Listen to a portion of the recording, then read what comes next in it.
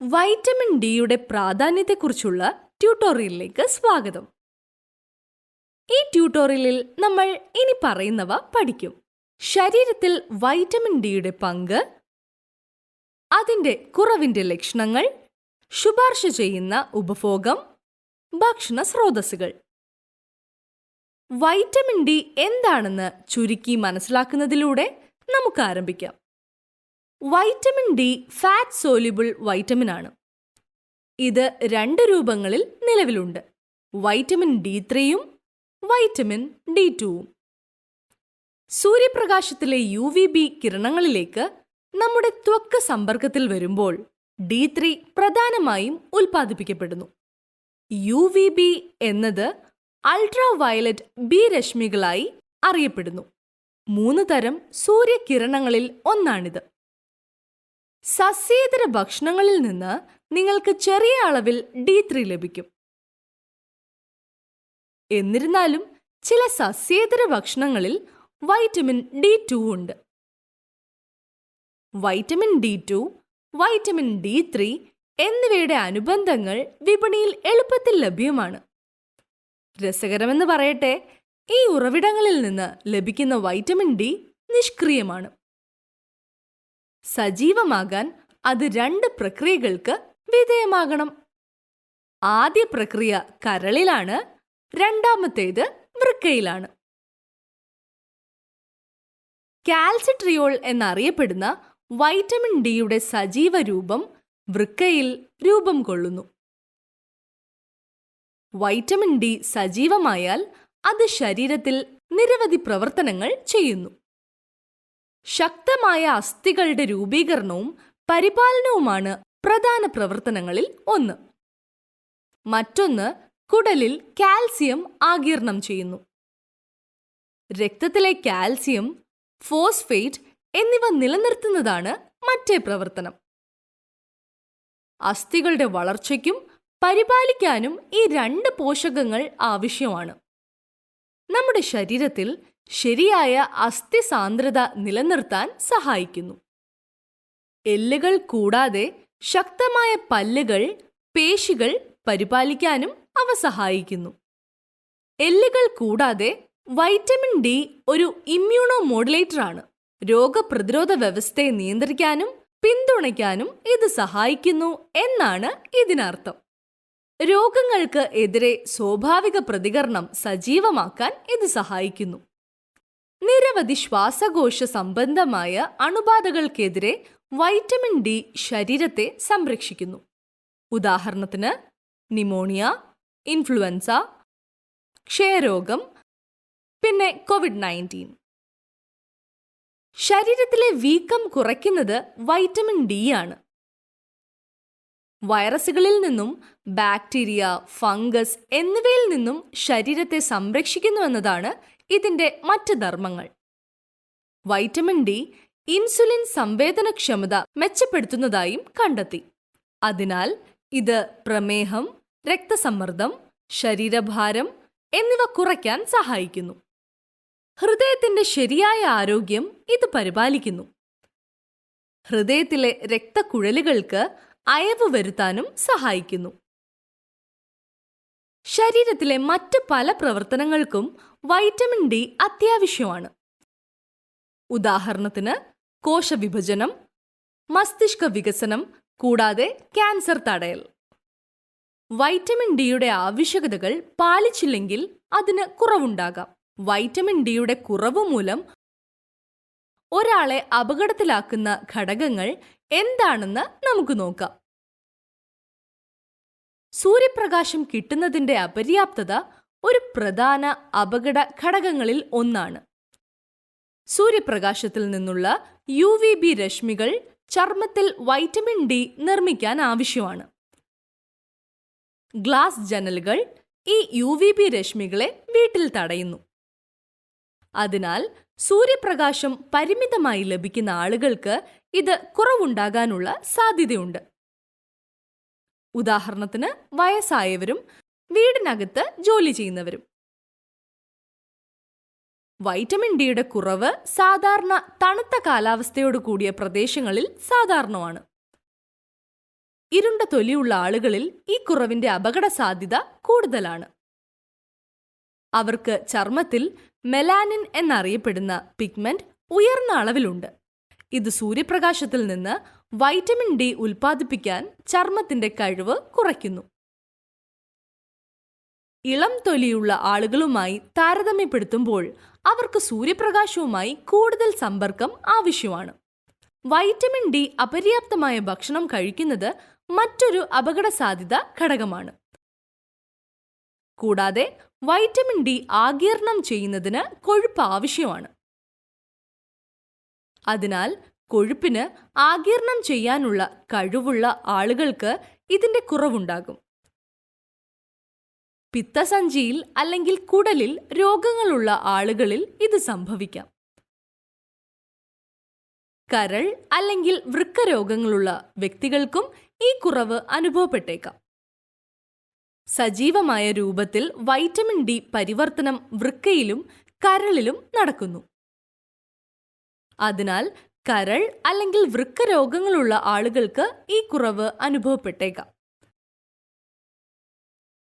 അമിതവണ്ണമുള്ളവർക്കും സുംറീജ് ശസ്ത്രക്രിയ നടത്തിയവർക്കും ഈ കുറവുണ്ടാകും. ഗർഭിണികളും മുലയൂട്ടുന്ന അമ്മമാർക്ക് ഗർഭപിണ്ഡത്തിനും ശിശുവിനും വൈറ്റമിൻ ഡി ആവശ്യമാണ്.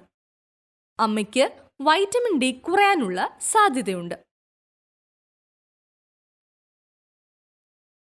അടുത്തതായി വൈറ്റമിൻ ഡിയുടെ കുറവിന്റെ ഫലങ്ങൾ നമുക്ക് മനസ്സിലാക്കാം.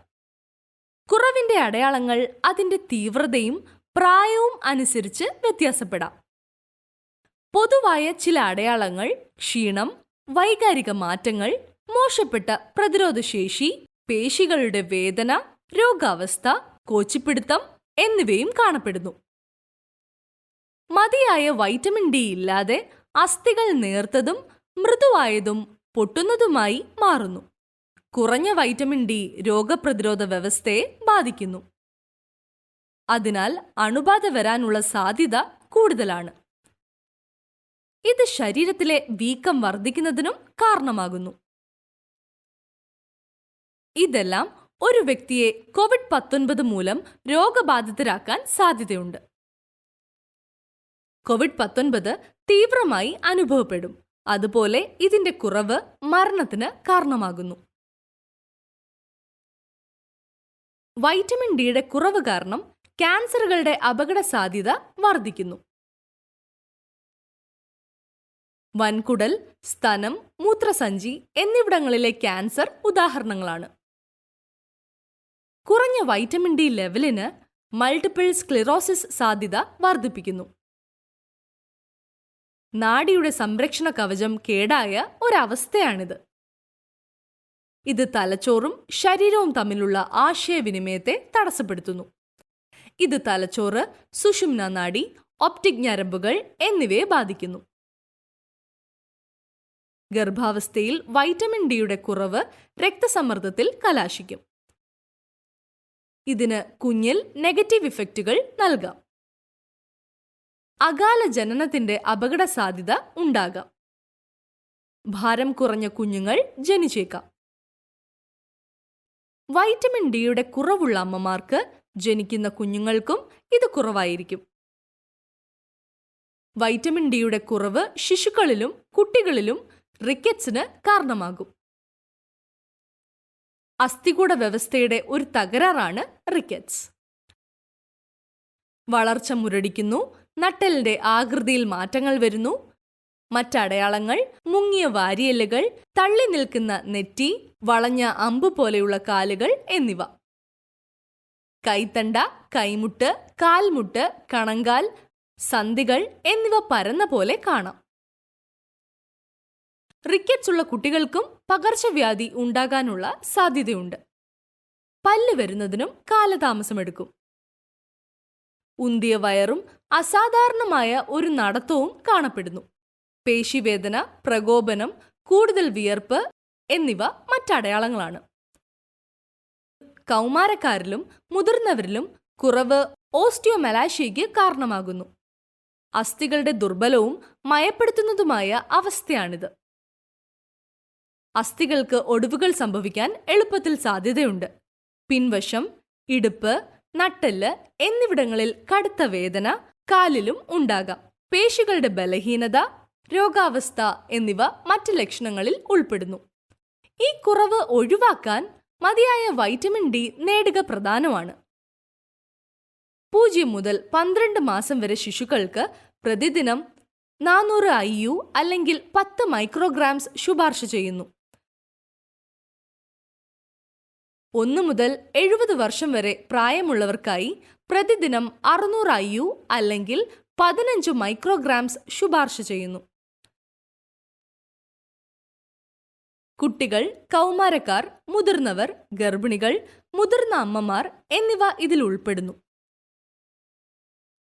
70 വയസ്സിന് മുകളിലുള്ള പുരുഷന്മാർക്കും സ്ത്രീകൾക്കും 800 IU അല്ലെങ്കിൽ 20 മൈക്രോഗ്രാംസ് ശുപാർശ ചെയ്യുന്നു. പല വിദഗ്ധരും വളരെ ഉയർന്ന അളവിൽ ശുപാർശ ചെയ്യുന്നു. മതിയായ വൈറ്റമിൻ ഡി എങ്ങനെ ലഭിക്കാമെന്ന് ഇപ്പോൾ നമുക്ക് പഠിക്കാം. സൂര്യപ്രകാശത്തിന്റെ UVB കിരണങ്ങളുമായി സമ്പർക്കം പുലർത്തുമ്പോൾ ശരീരത്തിൽ അത് ഉൽപ്പാദിപ്പിക്കപ്പെടും. പരമാവധി UVB രശ്മികൾ നേടാനുള്ള ഏറ്റവും അനുയോജ്യമായ സമയം രാവിലെ 11 മണി മുതൽ 2 മണി വരെയാണ്. ഉച്ചയ്ക്കുള്ള സൂര്യപ്രകാശത്തിന് പ്രതിദിനം 15 മുതൽ 20 മിനിറ്റ് വരെ ശുപാർശ ചെയ്യുന്നു. ഇരുണ്ട തൊലിയുള്ള ആളുകൾക്ക് സൂര്യപ്രകാശത്തിൽ 3 മുതൽ 5 മടങ്ങ് കൂടുതൽ സമ്പർക്കം ആവശ്യമാണ്. ഈ സമയത്ത് ഏകദേശം 10,000 IU വൈറ്റമിൻ ഡി സൃഷ്ടിക്കും. നിങ്ങൾ വീടിനകത്ത് ഇരിക്കുകയാണെങ്കിൽ ശരീരത്തിന് വൈറ്റമിൻ ഡി ഉണ്ടാക്കാൻ കഴിയില്ലെന്നത് ശ്രദ്ധിക്കുക. കാരണം UVB രശ്മികളെ ഗ്ലാസ് തടയുന്നു. അതിനാൽ നിങ്ങൾക്ക് പുറത്തെ സൂര്യപ്രകാശം ലഭിക്കണം. നിങ്ങൾക്ക് ജനലുകൾ തുറന്നാൽ ലഭിക്കും. അടുത്തതായി വൈറ്റമിൻ ഡിയുടെ ഭക്ഷണ ഉറവിടങ്ങൾ നോക്കാം. ഒരു ചെറിയ അളവിൽ വൈറ്റമിൻ ഡി മാത്രം ഭക്ഷണങ്ങളിൽ നിന്ന് ലഭിക്കും. മത്സ്യങ്ങൾ ഇതിന്റെ മികച്ച ഉറവിടങ്ങളാണ്. ഉദാഹരണത്തിന് കിളിമീൻ, ചൂര, മത്തി, കോര, കറുത്താവോലി. 100 ഗ്രാം മത്തിയിൽ 3.5 മൈക്രോഗ്രാം വൈറ്റമിൻ ഡി ഉണ്ട്. 100 ഗ്രാം കിളിമീനിൽ വൈറ്റമിൻ ഡിയുടെ 5 മൈക്രോഗ്രാം ഉണ്ട്. ചെമ്മീനും ഞണ്ടുകൾക്കും മറ്റ് കടൽ മീനുകൾക്കും വൈറ്റമിൻ ഡി കുറവാണ്. 100 ഗ്രാം ചെമ്മീന് ഏകദേശം 1 മൈക്രോഗ്രാം ഉണ്ട്.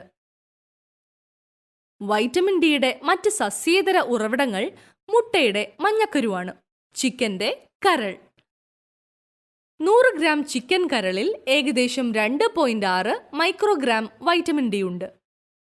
ഏകദേശം 1.3 മൈക്രോഗ്രാമുകളുള്ള 2 മുട്ടയുടെ മഞ്ഞക്കരുവിൽ ഏകദേശം 1.3 മൈക്രോഗ്രാമുകൾ ഉണ്ട്. ചില സസ്യാഹാരങ്ങളിലും വൈറ്റമിൻ ഡി ഉണ്ട്. ഉദാഹരണത്തിന് കൂൺ, സോയാബീൻ, പഞ്ഞപ്പുല്ല്, എള്ള്. 100 ഗ്രാം കൂണിൽ 20 മൈക്രോഗ്രാമുകളുണ്ട്. 50 ഗ്രാം സോയാബീന് 33 മൈക്രോഗ്രാമുകളാണ് ഉള്ളത്. എന്നിരുന്നാലും കഴിച്ച് ആഗിരണം വളരെ പ്രധാനമാണ്.